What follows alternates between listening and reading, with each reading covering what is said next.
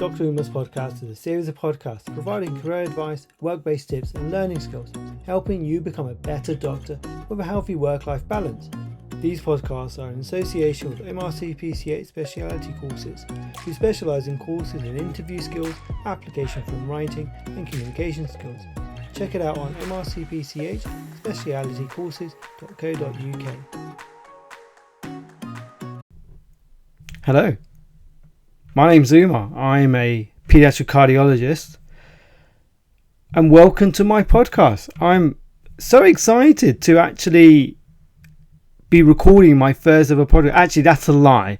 I have done a couple of podcasts in the past, but I've never done them alone. And I've always really wanted to do a podcast, but I've never really found the time. So I am really excited. I've actually found the time and put mouth to mic, as it were. So welcome to hopefully a first of many podcasts. And as well as being a paediatric cardiologist, I'm also the managing director of MRCPCH speciality courses, a company that helps with career advice, application writing, as well as interviews, and the occasional cardiology course. And this podcast is something I've always wanted to do, and that's because, well, I think it's a good way to share knowledge with people. And personally, I've gone through a lot of life experiences within my career in the NHS, both as a general paediatrician and as a paediatric cardiologist, and a lot of obstacles I've had to face and overcome.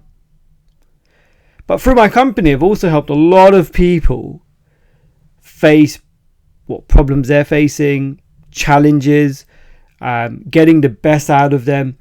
And you come to realize that we all have similar obstacles, similar problems. And I've learned a lot through the people I've helped.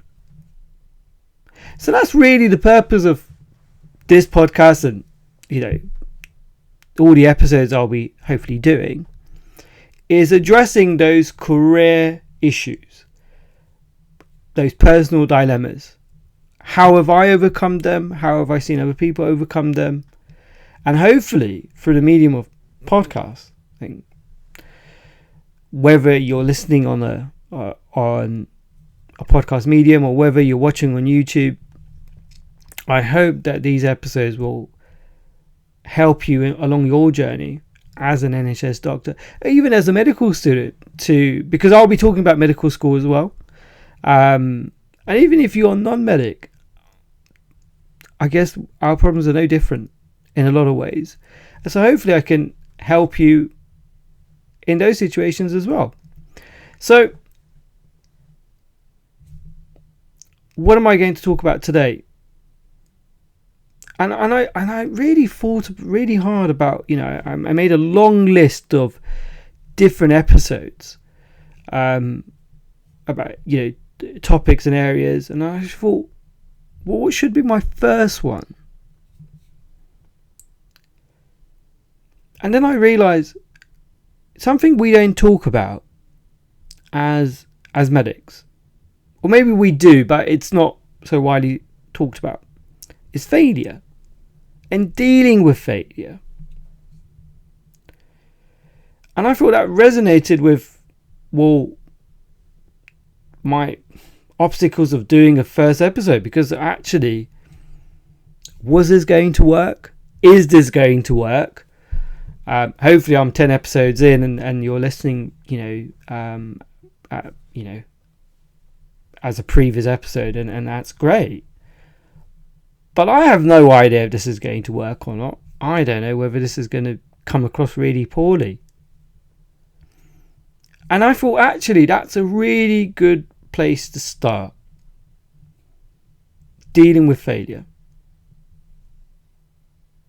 And it's interesting because when I thought about this topic in more depth, failure is looked upon as an endpoint. That you try at something, you fail, and that's it. It's not the outcome you wanted. and everything goes to pot. But actually it's not, is it? It may just be a bump in the road, an obstacle, something that you are going to have to overcome, like an exam. Just because you fail an exam doesn't mean it's the end of your career. It's a horrible place to be in. Let's not get mistaken, but it's not the end. And so I thought it'd be really good to talk about failure, talk about my experience of failure and how I've overcome it. And I want to start this episode with a nice little saying that I heard at my kids' school some years ago, where to fail is the first attempt in learning. And that's how we should look at it. So why is it that we're, as doctors, so scared to fail? Well, I think if you look at the root of it, doctors don't fail. Or we perceive that we don't fail. As children, or youngsters at school, we're so used to passing the exam, doing really well, getting the best marks, and pretty much how we've navigated towards a career in medicine. Well, one of the reasons anyway, that we're really good academically and we do really well when we're ranked high. So all of a sudden you end up in the postgraduate exams and you have failed, and you're just not used to that. You're used to passing everything, and all of a sudden you haven't. What's happened? Has aging taking its toll? Of brain cells slowly going now? Has that dementia kicked in? No. There's nothing wrong with failing. And actually, when you compare your life now as adults to back then when you're 16 at your GCSEs, your A-levels, or even during medical school, you didn't have the same issues going on around you than you did as a younger person. You could dedicate your whole day to revising. I loved it. Well, I guess love is a very strong word, but you could wake up, you didn't have to worry about bills, you didn't have to worry about getting stuff sorted around the house. I ran my dad's chicken shop, so I had challenges, but generally I didn't have the same stress as I have now as a father to two kids. Got to make sure that they're sorted out. As a husband, with a house and a mortgage and bills to pay, all of those things, and your training, and making sure that your job's done properly, and all the things that come with the job. So that's where the difference has happened now, isn't it? You've come in, you're in two different sort of states of living. But look, there's nothing wrong with failing. Failing can simply be a sign that there's more learning to be done. And if you fail your clinicals, fine, it's horrible feeling. It's horrible feeling. But actually, there may be things that you're going to need to know in deeper, with a deeper understanding. And so, with that in mind, you'd rather get those things sorted and become the registrar that you can be with those baseline on. Now, you could argue, well, being really good at a clinical doesn't make me a better registrar. But let's be fair. Knowing about the red flags, the lateral learning that goes on with different conditions, knowing how to manage them, dealing with them on a busy rota, having that learning in place can and will help. So failing could well just be, look, I just need to know more. I need to learn more. I need to dedicate myself a bit more. Or it could be a turning point to something new. You failed at something. Maybe this wasn't the right career path for you. Maybe there is a different calling for you. Maybe there's a different area within the specialty you're in that you should try your hand at.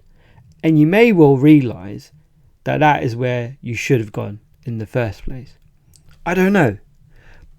But what's important is that you learn about yourself at these times and figure out what works for you. Failing is a good thing because it teaches you how to become resilient.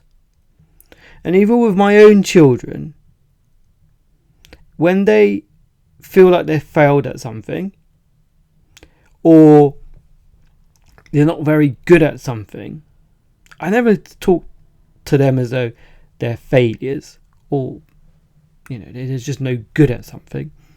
That would be bad parenting. What I say to my son is, why aren't you good at it? Let's think about it. What is it you're finding difficult? And why don't we work on that? And I think that builds resilience. That shows that you're resilient. And I think it's also a way of showing you're resilient. So when you've got those interview questions, when you've got those questions on the form and you have to show resilience, it's about saying, yeah, I failed or I wasn't very good at something. Okay, resilience isn't about, being a harsh person, and I'm trying to use my language carefully on this podcast. You don't have to be horrible. You don't fit in somewhere. Okay, you feel like you're a bit out of place. Feel a bit like a fraud. Learn. Show you can be as good as you are. I mean, if we look at movies have always really Hollywoodized, I think that's a word. This whole sort of picking yourself up and sort of training and it's the whole training montage bits of video, of movies when the music comes in and, they train really hard or they practice really hard and then, they're really good. Unfortunately, life isn't always a Hollywood movie. There isn't always a happy ending. You are going to fail at times, even after all the hard work you put in. And that is a reality. Even with my company, this is a reincarnation of another. Startups even, they fail. It happens. Successful people fail. And I think this is the illusion of social media, the illusion of very successful people that you see, that you think that they just started something and they were overnight success stories. I'm a big fan of watching, sort of life stories, whether it's the movies or documentaries. I love watching them. One of the things that you notice is that all these really successful people, whether it's in the movies or it's within science or whichever field it is, they have a hard time going through their journey. But they all pick themselves up. They learn, they reflect, they think about, why did this fail?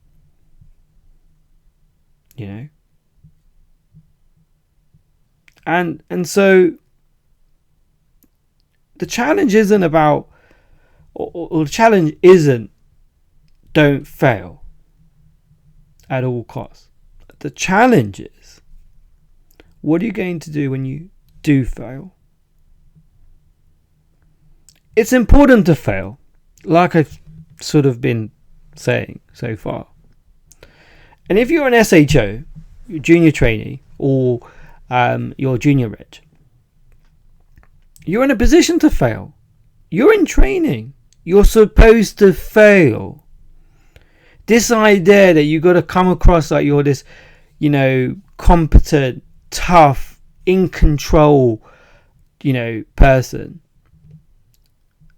If you're pretending and deep down you know that you are way over your head, don't worry. Your seniors know. I've met many SHOs that give off this, yes boss, no worry boss, we're going to do it. Yeah, this sort of tough persona. You see right through it, because when you're actually doing your task, you realise, yeah, you may talk the talk, clearly can't walk the walk. But that's okay. You're in a position. Senior's role is to train you. Your role is to learn. And in learning, you are going to fail. You're not going to be really good at the first time, second time, maybe even the third time. That's okay. But you have to embrace your failures. You have to want to show willing that you want to get better, that you want to, improve. So, do fail.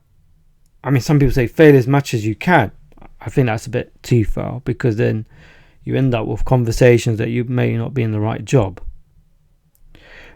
But I would be more impressed with someone who fails, takes on feedback, improves, shows that they're getting better, may fail again at something else along the way. That's okay. But you keep on showing improvement. Myself as a trainee, wasn't very good at certain things, but I showed willing. I showed determination. I showed that I was learning, that I actively asked for feedback. And you've got to balance that a little bit. So you get one extreme with someone who is in denial or doesn't ask for feedback, doesn't show that they're taking on feedback, because you just want to show this solid exterior. And then you get the other side, where you're constantly wanting feedback, and you're constantly just saying, I'll do better next time, I'll do better next time. It comes across a little bit like you're drowning, but it's like, I'm okay, I'm drowning, but I'm okay. And actually, you've gone too far the other way. So it's a balance between the two. How do you show someone that you're learning from your mistakes?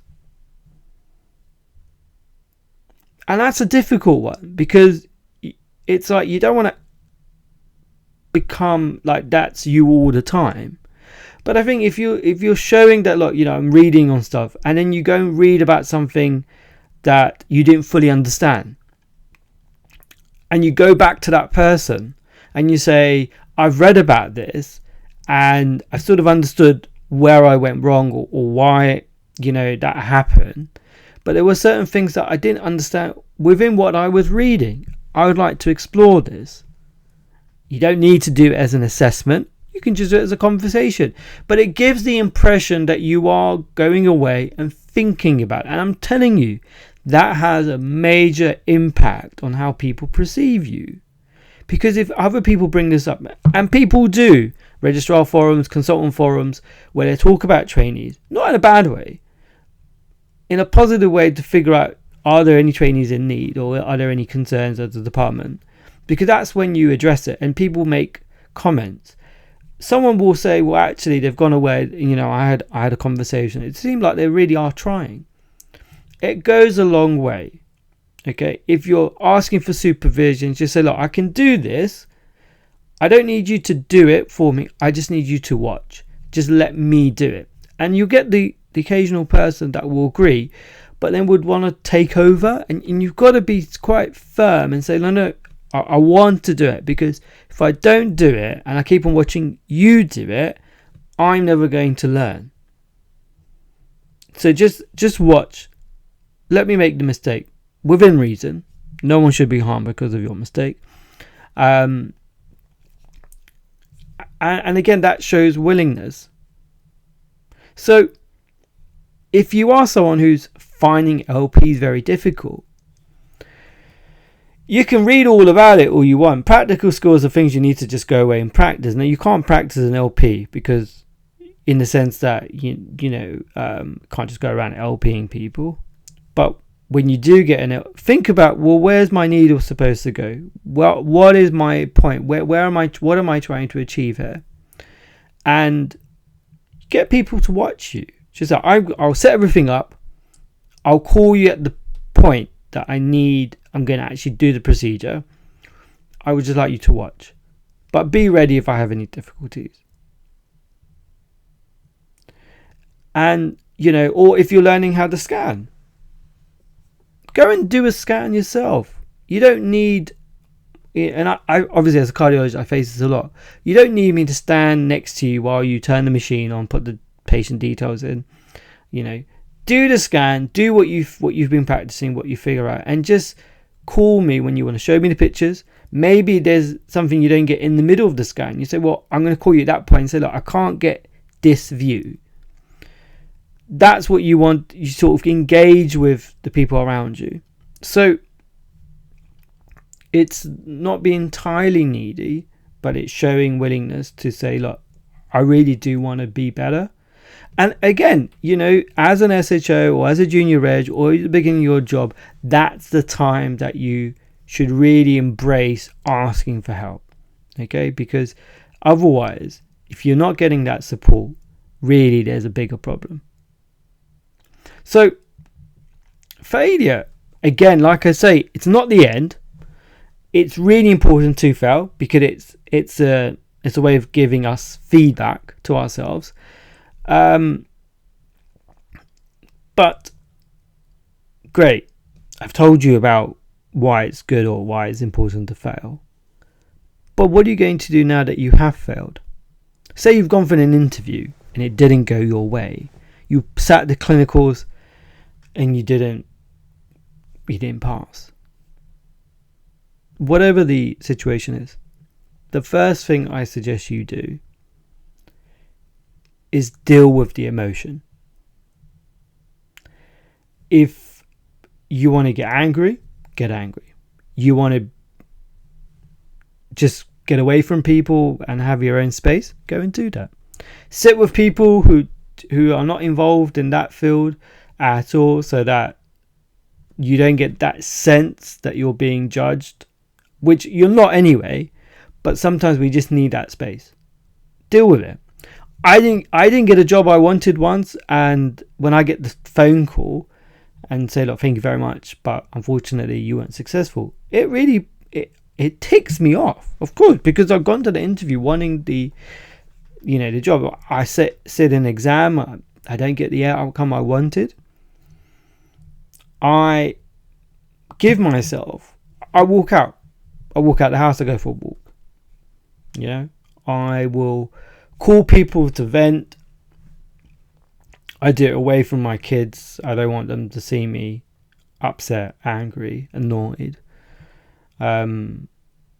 Or sometimes I just say, yeah, Daddy, Daddy, how was your exam? Oh, I got the results. I didn't pass. And I'm very open with my elders. I say, look, sometimes you ain't going to win, and that's fine.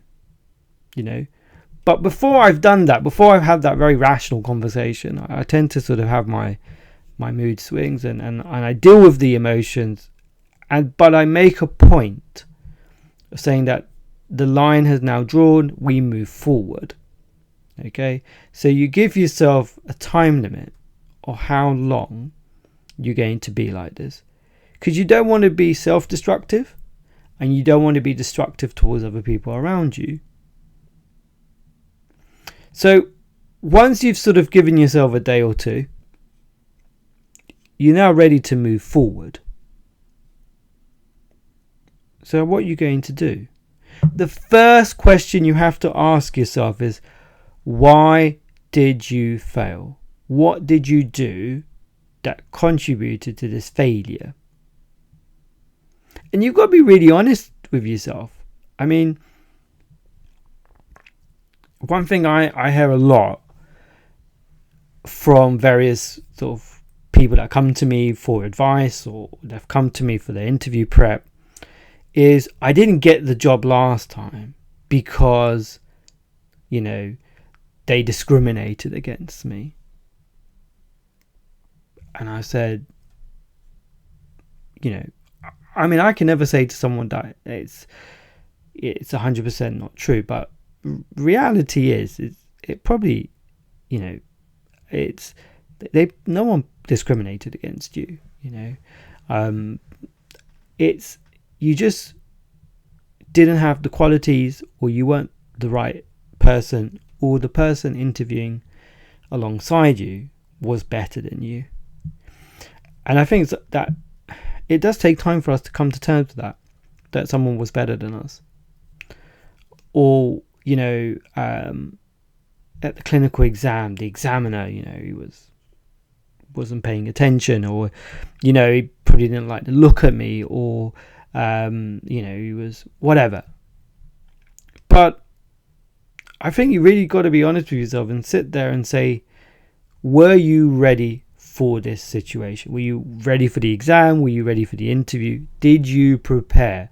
Did you feel there was nothing more you could do?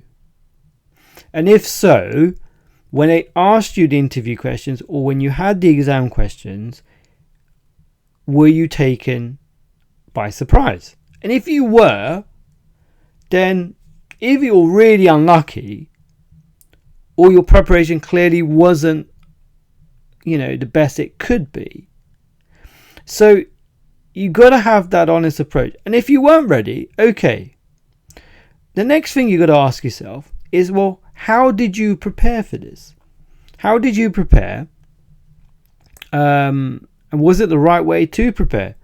Did it mirror the type of situation you're going into? Did you read the right books? Did you look at the curriculum outcomes? What you did, was it the right thing? And if you did prepare, did you prepare long enough? And sometimes when it comes to exams, I think what we do, we just say, oh, what books do people read? They read this book, they read that book, and they just read the book, and they have an idea of the sort of question that's going to come up. The one thing people don't actually do is look at the curriculum. Like at the moment, I'm going to sit my my accreditation in cardiac MRI, because within pediatric cardiology, CT and MRI is what I sort of specializing in. And so fine, I know the book that the exam offers, and of course I'm going to read that book, but there's also a curriculum, and the exam is based on the curriculum, the syllabus. So have you actually read it? Now, I admit sometimes the syllabus can just sound like the index of a book, so you're no clearer for it. But equally, I think it's a good way to tick and check what you're doing is the right thing. So recheck the curriculum, think about whether you did cover those tasks, and if you didn't, well, that's where you got to go. The next thing, really, once you've sort of come to think about why you failed and what you could have done differently, is now make a plan. Think about how you managed your time. Did you just do a week of long days, a week or on the week of the exam? Had you just done loads of night shifts? All of that is going to have a massive bearing on the outcome of, what you were facing. So you've got to look at, and again, if you're like, you haven't failed something, but you are going on to your exams, you've got to think about, what's the date of this exam? Let me look at my rota around that time. It may be 3 months down the road, but look at it and think about it. Do I have nights? Do I have long days? Can I swap out? Can I move things around? Can I free myself up? Make sure that I'm well rested? Make sure that I've maximized my revision? It would also give you an indication of how you need to start, what you need to do. So again, it's about thinking ahead, managing your time. The next thing within your plan making, what were your obstacles last time? Again, we've talked about on-calls, family, other commitments. Are there birthdays? Are there special events coming up nearer to the exam or the interview that actually you may need to prepare a bit sooner so that you're not cutting yourself short? Do you have other commitments? Whatever they may be. Can those things be done by someone else? Or which you may need to talk to someone about? Or do you need to prepare earlier to ensure that you can still meet those commitments? Talk to people. I think when you first get told, me, and I'll give you a story when I failed my clinicals. When I walked into my clinicals, everyone was just like, Umar, you're going to be absolutely fine. You're so good with patients, your comm skills are really good. Your clinical skills, you're good, you'll be fine. Yeah, you'll be really great, And sometimes you believe the hype. And even though I prepared, I went in, I did my clinicals, I failed. And I absolutely hated myself. I really hated myself. I was so embarrassed. And you get that awkwardness, don't you? Oh, did you pass your clinicals? When results will come out, people are celebrating. No. And okay. It doesn't matter. And you hate that sympathy response. It's horrible. And you just think, everyone just put me up on this pedestal, thinking that, this is going to be a walk in the park. And clearly it wasn't. And so, I remember thinking, why did I fail? I read everything. And you get this feeling that I can't be bothered because I actually put in all this effort and I failed. Truth is, your efforts are not wasted. You still got that muscle memory, as it were, and it will make the second time easier, as long as you don't postpone the second attempt so far down the road, right? So it's not wasted.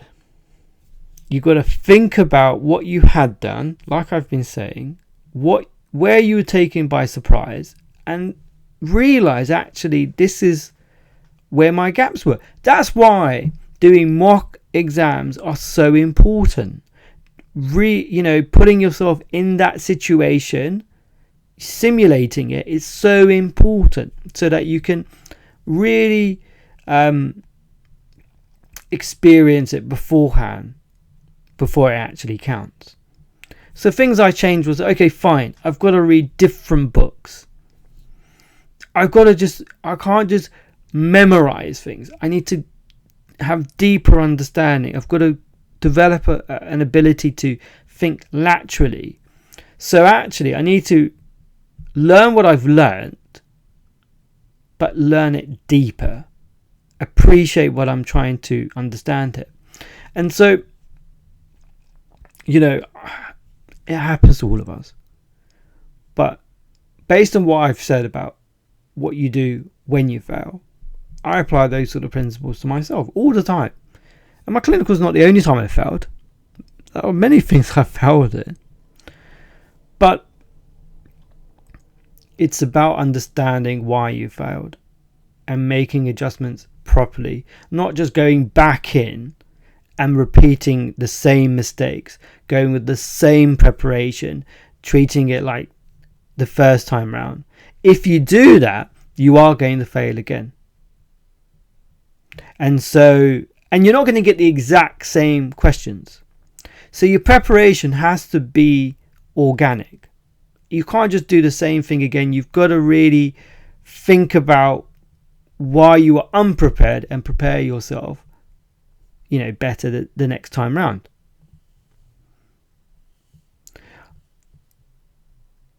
One of the things I like listening to are blinks. Blinks are, and I'm not saying this as some sort of endorsement. I don't have time to read loads of books. I don't. You can all imagine how busy my job is and how busy my personal life as a parent can be. So as much as I would love to sit and read books, I don't have the time. But Blinks is an app where they summarize books in audio format, and I do like listening to them because they give you the key points of books. One of the sort of books that I really liked was something called Power Failure, and it talked about GE, which is this very famous healthcare company, tech company, which those that sort of know the logo will know what I'm talking about. And it talked about how they as a company sort of became successful, some of which was luck, some of it was talent and structure, but also hard work. And the book, and these sort of books, this book and other books within the failure realm, looked at the lessons of success from others. And what I sort of came to realize from this book and from others, that actually staying flexible is really important. So it goes back to what I'm saying. You go back in for the second round of the exam or the interview with the same preparation, you're going to do the same thing again. When you're in a position that you feel really crap, you've got to step back and say, well, what's the bigger goal? Where am I heading long term? Stop looking at it as that this is the end goal, And so think about what the bigger goal, what are you trying to achieve long term in your career, and don't lose sight of that. Stick to your values. It's all, you're doing this all for the benefit of you being a good doctor. Take on feedback. So, these companies, they look at what's not selling, they do their market research, they listen, and they're able to adapt. Now, fine, we're not industry, but taking on feedback is really important. Being willing to listen to feedback, getting the feedback from your interview, because I remember asking, when I didn't get the job I wanted, I said, look, I appreciate, I said, thank you very much for the opportunity. I appreciate, being asked to come to the interview. I would really appreciate some feedback just so that I can, work on myself. Maybe I'll reapply next year, And they sort of explained to me what it was about me that didn't make me as favourable as the person they took. So that's okay, fine. So there were things lacking on my CV. I need to go and work on that. So it didn't matter how good I thought my CV was. That panel were looking for something specific. I lacked that. Therefore, there was an excuse. There was a reason why I wouldn't be taken on. And so, again, it's about taking on, finding a new course of self-improvement and becoming successful next time around. There was another podcast I listened to on the psychology of failure. And again, it's a normal response to have this fight or flight. Either you go in like, I want to do it again, or actually you just want to lock yourself up and just eat chocolate. And that's fine too. Because we fear the consequence of failure, the embarrassment. Oh my God, I've wasted all this money. Exams are expensive. They are. Can't claim them back. And so it's so important, therefore, when you're going to sit this exam a second time round and pay again, is to evaluate why you went wrong, what you can do better, and you've got to be open then to that sort of thinking. And talk about it. Talk to people that have passed. How do they prepare? What do they do differently? And get, be open to the conversation. And that's why, I offer sort of coaching sessions where people are going completely wrong in their sort of life, and things are going wrong, and they just need someone to give them an objective, non-biased view. Because sometimes when people know you quite well, biases kick in, and you don't want someone telling you you're amazing. What you want to know is realities and advice that's going to help you to improve. And again, you got to really want to try. So again, don't get to the point where you think this failure is basically, I'm going to be helpless now. No. Take it on the chin, as it were. It's a bit cliche, I know. And look at things as projects. This is what this failure podcast was talking about. Look at things as projects, not the end point. Exactly what I've been sort of saying. So you're going to learn from it, and you're going to change the outcome second time round. And don't forget, you're not defined by your accomplishments.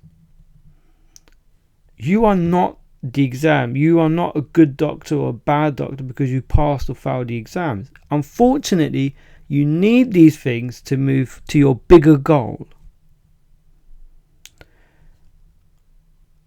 And so do not think this makes you, if you pass your exams, you're a good doctor, because there's no validation there.